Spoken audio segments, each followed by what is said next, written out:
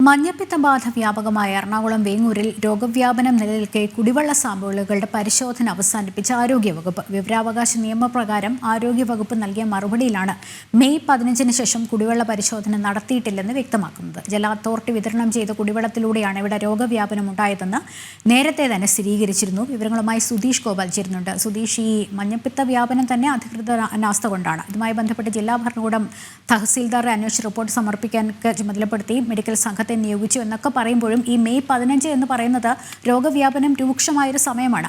ആ സമയത്ത് ഒരു മെയ് 15-ന് ശേഷം കുടിവെള്ള പരിശോധന നടത്തിയിട്ടില്ല എന്ന് പറയുമ്പോൾ എത്രത്തോളം നിരുത്തരവാദപരമാണ് എന്ന് മനസ്സിലാക്കണം. ലക്ഷ്മി, ഈ രോഗം മഞ്ഞപ്പിത്തം ആദ്യമായി കണ്ടെത്തിയതിന് ശേഷമുള്ള ആദ്യഘട്ടത്തിൽ ആരോഗ്യവകുപ്പിൻ്റെ ഭാഗത്തു നിന്നുണ്ടായ പാളിച്ച അത് ആവർത്തിക്കുന്ന ഒരു സമീപനമായി തന്നെ നമുക്കിതിനെ കാണേണ്ടി വരും. കാരണം നേരത്തെ തന്നെ പഞ്ചായത്ത് പ്രസിഡന്റും ഉദ്യോഗസ്ഥരും ഡോക്ടർമാരും എല്ലാം വ്യക്തമാക്കിയത് ഒരു മഞ്ഞപ്പിത്തം റിപ്പോർട്ട് ചെയ്തതിന് ശേഷം 45 ദിവസത്തിനകം മറ്റൊരു മഞ്ഞപ്പിത്ത കേസ് പുതിയതായി വരാതിരുന്നെങ്കിൽ മാത്രമേ അവിടെ നിന്നും രോഗം മാറി എന്ന് വ്യക്തമാവൂ. ഇല്ലെങ്കിൽ അങ്ങനെ ഒരു സ്ഥിരീകരണത്തിലേക്ക് പോകാൻ കഴിയൂ. അങ്ങനെ ഉണ്ടാവാത്തിടത്തോളം കാലം എല്ലാ രീതിയിലും ഒരു യുദ്ധകാല അടിസ്ഥാനത്തിൽ പ്രതിരോധ പ്രവർത്തനവുമായി മുന്നോട്ട് പോകുമെന്നാണ് ആരോഗ്യവകുപ്പും തദ്ദേശ സ്ഥാപന അധികൃതരും എല്ലാം തന്നെ വ്യക്തമാക്കിയിരുന്നത്. എന്നാൽ വേങ്ങൂരിൽ ഏപ്രിൽ 17-നാണ് ആദ്യമായി മഞ്ഞപ്പിത്തം വരുന്നത്.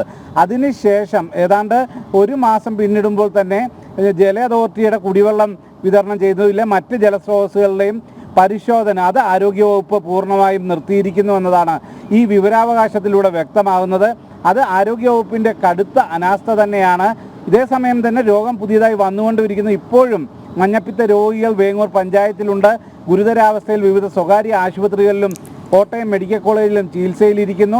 ഈ ഒരു സാഹചര്യം നിലനിൽക്കുമ്പോൾ തന്നെയാണ് പൂർണ്ണമായും ഇത്തരം പരിശോധനകളെല്ലാം നിർത്തി എല്ലാം ശരിയായി എന്ന മട്ടിലുള്ള ആരോഗ്യവകുപ്പിൻ്റെ പോക്ക്. ഇത് കൂടുതൽ അപകടം വിളിച്ചു വരുത്തുന്നതാണ്.